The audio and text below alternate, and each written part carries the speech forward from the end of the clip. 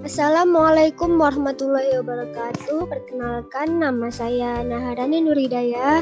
NIM saya H91219051 dari kelompok 5, program studi biologi A, Universitas Islam Negeri Sunan Ampel, Surabaya. Di sini saya akan melakukan presentasi mengenai materi turunan endoderm untuk memenuhi tugas mata kuliah perkembangan hewan. Nah, sebelum itu saya akan menjelaskan sedikit mengenai organogenesis. Organogenesis merupakan tahap pembentukan organ-organ tubuh pada embrio. Tahap ini terjadi pada fase gastrulasi yang membentuk 3 lapisan, yaitu lapisan ektoderm, mesoderm, dan endoderm. Awal mula terjadinya organogenesis yaitu akibat dari induksi notokorda terhadap 3 lapisan tersebut. Nah, proses ini disebut juga dengan induksi primer, yaitu proses yang diinduksi oleh notokorda. Nah, lapisan endoderm pada organogenesis itu sendiri merupakan lapisan bagian dalam yang menyusun beberapa organ tubuh. Ektoderm berdiferensiasi membentuk organ kulit, rambut, sistem saraf, dan alat-alat indera. Lapisan mesoderm berdiferensiasi membentuk organ otot, rangka, alat reproduksi, dan peredaran darah, serta alat ekskresi atau ginjal. Nah, lapisan endoderm berdiferensiasi membentuk organ pernafasan dan organ pencernaan. Nah, organ pernapasan meliputi paru-paru, trakea, esofagus, dan alveolus. Sedangkan organ pencernaan yang terbentuk meliputi saluran dan kelenjar pencernaan seperti hati, pankreas, empedu, usus, dan lambung. Nah, organ endoderm. Sel-sel pada endoderm dalam proses perkembangannya membentuk organ-organ seperti kelenjar, empedu, hati, dan perut, serta membentuk sel-sel lapisan dari semua kelenjar yang terbuka ke dalam saluran pencernaan. Endoderm melapisi seluruh saluran pencernaan, tetapi tidak dengan faring, mulut, dan bagian terminal dari rektum. Nah, pada sistem pencernaan, lambung manusia yang melalui perkembangan dimulai pada kehamilan bulan kedua yang terbentuk dari lapisan epitel.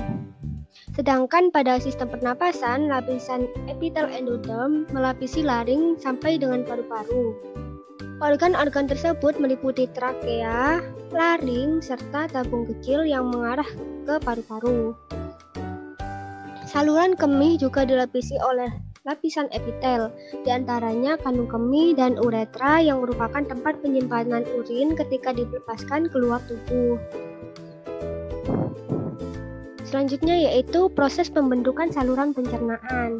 Nah, proses ini diawali dengan pembentukan tabung pertama yang memanjang ke seluruh embrio. Tabung ini nantinya akan menjadi saluran pencernaan. Kemudian terdapat usus primitif yang membentuk dari masuknya sebagian organ rongga yolk sac yang dilapisi endoderm ke dalam mudika.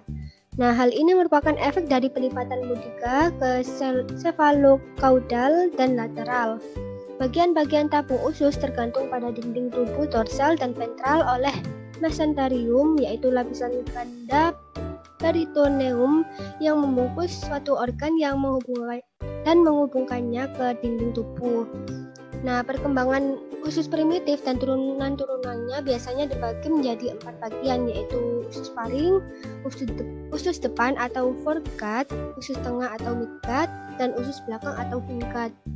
Usus primitif ini mulai berkembang sejak bulan kedua yang berasal dari lempeng epitel endodermal yang nantinya akan menjadi lambung.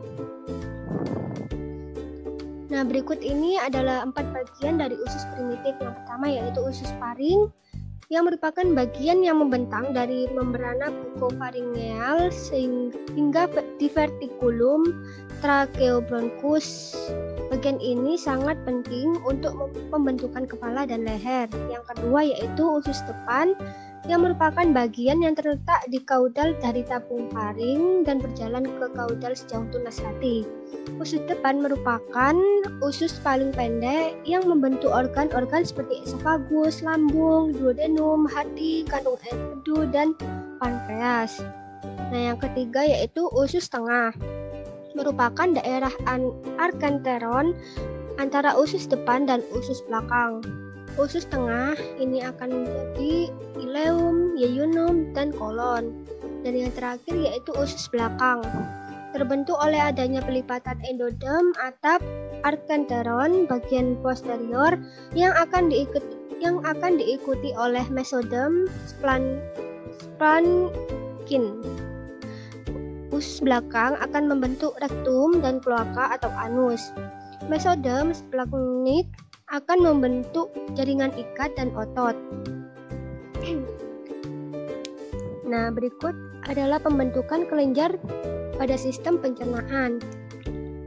Kelenjar sistem pencernaan terdiri atas pankreas, hati, kelenjar empedu, dan kelenjar saliva. Nah, yang pertama yaitu pankreas.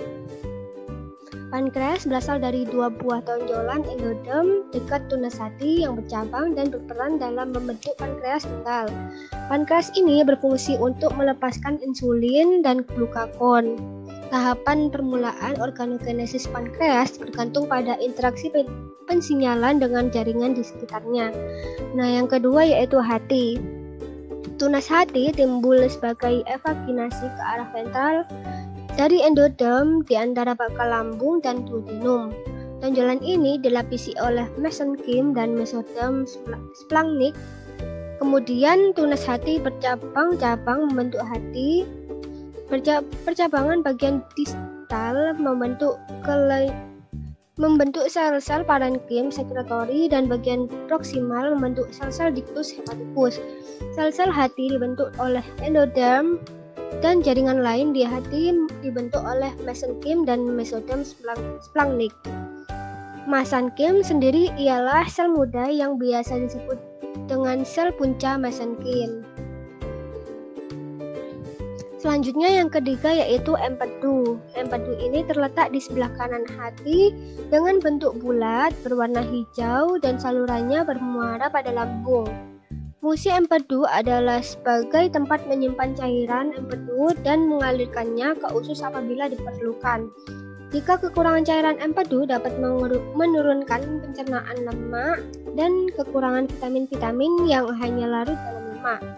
Yang terakhir yaitu kelenjar saliva. Terdiri atas 3 pasang kelenjar saliva besar, yaitu yang pertama kelenjar parotis, merupakan kelenjar asinosa bercabang. Bagian sekretorisnya terdiri atas sel-sel seromukosa. Granula sekresinya kaya akan protein dan memiliki aktivitas amilase. Kelenjar submandibularis yaitu kelenjar tubuloasiner bercabang. Bagian sekretorisnya tersusun atas sel-sel mukosa dan seromukosa.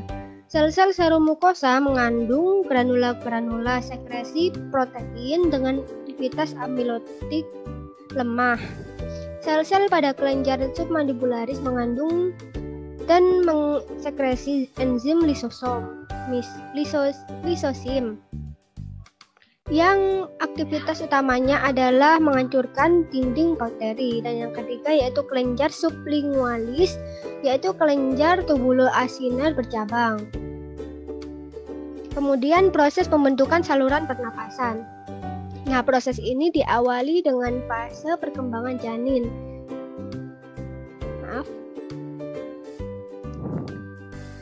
Fase ini lengkung laring trakea gestasi menutup pada minggu keempat seiringan dengan berkembangnya laring dan trakea. Pada minggu kelima terjadi perkembangan cabang bronkus. Minggu ke-16 terjadi perkembangan gestasi.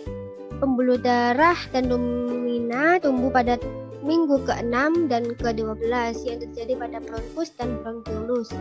Nah, pada fase berikutnya yaitu fase perkembangan bayi, cairan pada paru-paru tergantikan oleh udara saat bayi baru lahir, mulai melakukan pernapasan. Pada fase ini, pertukaran gas pada permukaan alveolus terbatas karena kecilnya saluran pernapasan pada bayi yang tidak tahan dengan infeksi. Nah, pada fase balita terjadi peningkatan volume paru dan menurunnya kerentanan terjadi infeksi. Selanjutnya pada fase anak-anak, mulai terjadi kemantangan pada sistem pernapasan. Jumlah pertukaran udara akan meningkat sehingga frekuensi pernapasan jadi berkurang. Kemudian pada fase remaja, kapasitas vital yang dimiliki oleh laki-laki lebih tinggi karena ukuran dadanya lebih besar daripada perempuan.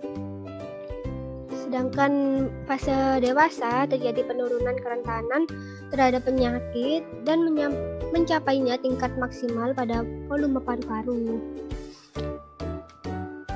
Selanjutnya fase terakhir yaitu fase lansia. Pada fase ini fungsi pernapasan mulai menurun. Diawali pada fase pertengahan dewasa. Area permukaan alveoli berkurang untuk persediaan pertukaran oksigen dan karbon dioksida. Nah, kesimpulan yang didapatkan yaitu lapisan endoderm embrio merupakan sel yang berkembang menjadi sistem pencernaan dan pernapasan. Lapisan endoderm memiliki tugas utama untuk membentuk organ yang menyelimuti bagian dalam tersebut. Lapisan endoderm juga membentuk hati, pankreas, dan kelenjar ludah. Sel-sel pada endoderm dalam proses perkembangannya membentuk organ seperti kelenjar, empedu, hati, dan perut. Selain itu juga membentuk sel-sel lapisan dari semua kelenjar yang terbuka ke dalam saluran pencernaan. Nah, sekian dari presentasi saya. Apabila ada banyak kekurangan, saya mohon maaf. Wassalamualaikum warahmatullahi wabarakatuh.